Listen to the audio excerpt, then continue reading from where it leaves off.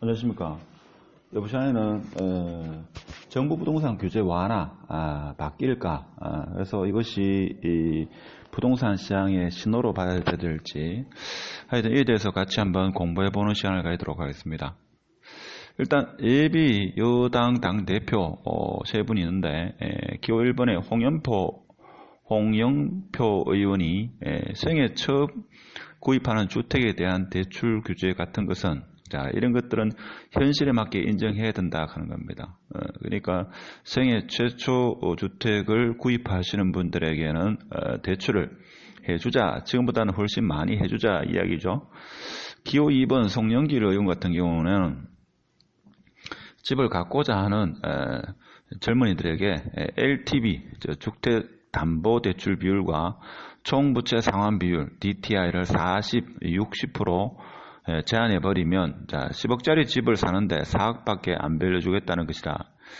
이것은 무엇을 의미하느냐? LTV DTI를 90%까지 확보해야 한다고 주장하고 있습니다.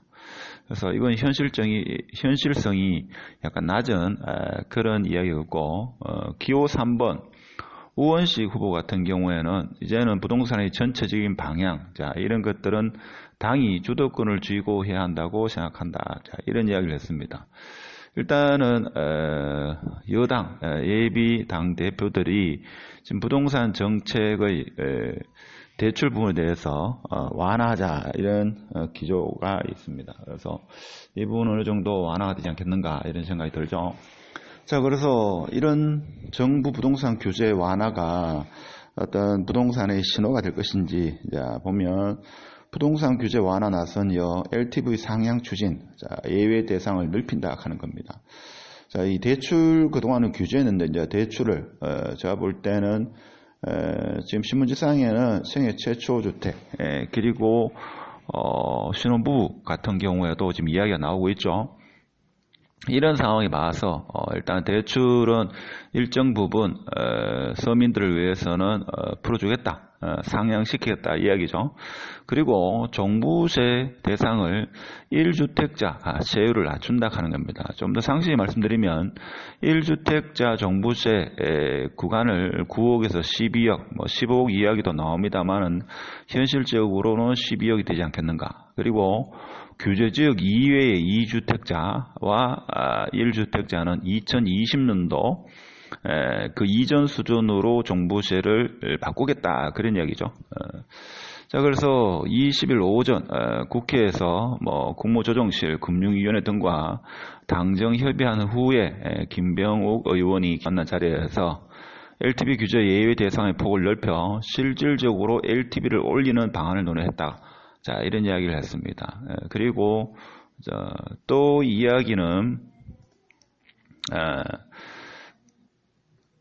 종합부동산세 적용 대상을 줄이는 내용을 골자로 하는 종합부동산세법 일부 개정안과 1주택자에 대한 세를 낮추는 내용의 소득세법 일부 개정 법률안을 대표 발의했다 하는 내용입니다. 그럼 이게 현실적으로 조만간에 이루어진다. 우리는 그렇게 받아들일 수가 있겠습니다. 그렇죠? 그리고 올해 전국 공통주택 공시가격이 전년도 대비 크게 상승했습니다. 그래서 서울 같은 경우 19.9%, 경기도 지역은 23% 정도 이렇게 급격히 상승하다 보니까 종부세, 재산세가 가계소득자한테는 큰 부담으로 다가오고 있다.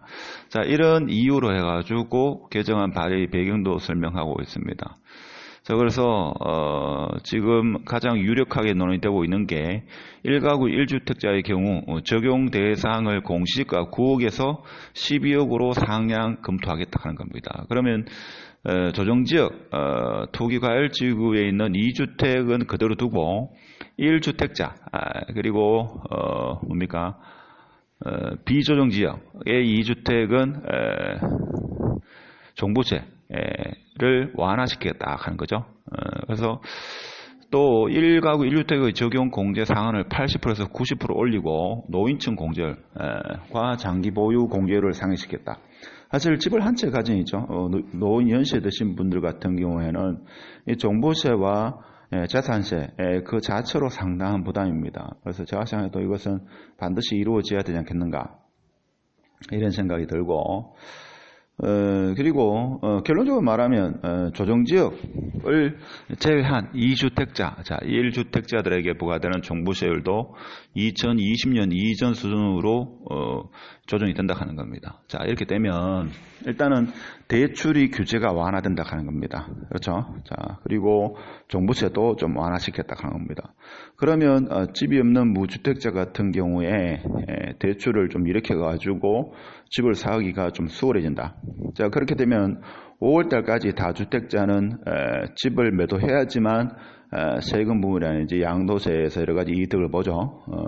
그럼 6월 이후로 다주택자가 집을 팔지 않는 것은 계속 가지고 가겠다 이런 의미입니다. 그럼 앞으로 지방 서울마다 조금 지역마다 그 양상이 약간 틀리겠지만 대구 같은 경우에는 제가 볼 때는 미분양도 많이 일어날 거고 그런데도 불구하고 신고가는 계속적으로 이어질 거다. 흔히 말하는 마을만 우리가 듣던 양극화에서 초양극화로 해서 가는 놈은 더 가게 되고 그렇지 않은 아파트 같은 경우에는 미분양이 나고 뭐 이런 상황이 펼쳐지지 않겠는가. 그렇다고 해가지고 수성구만 그렇게 가는 건 아니고 각 구마다이죠. 대표 아파트 초품화를 품고 있는 인기 있는 아파트는 더 올라갈 거고 그렇지 않은 아파트는 팔기도 좀 힘든 상황 그리고 분양은 미분양이 좀 어느 정도 나오지 않겠는가. 그래서 최고 실거래가 미분양이 같이 일어나는 그런 상황이 앞으로 펼쳐지는 그런 시기가 되지 않겠나 이런 생각을 해봅니다. 그래서 분양을 생각하시는 분이 있죠.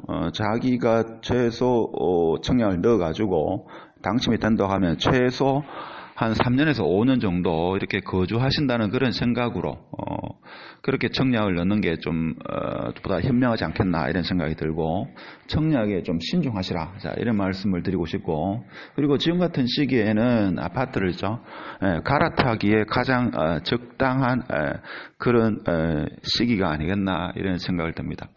하여튼 오늘 정부의 부동산 규제 특히 대출 규제와 종부세에 대해서 아직 확정지기는 않았습니다만은 선거 이후로 있죠. 여당이 국민들의 눈높이 특히 무주택자, 서민, 연세 드신 분, 1주택자에 대한 종부세 완화 등 여러 가지 것을 복합적으로 검토한다는 이런 소식을 전하면서 오늘 영상은 여기까지 하고 마치도록 하겠습니다. 감사합니다.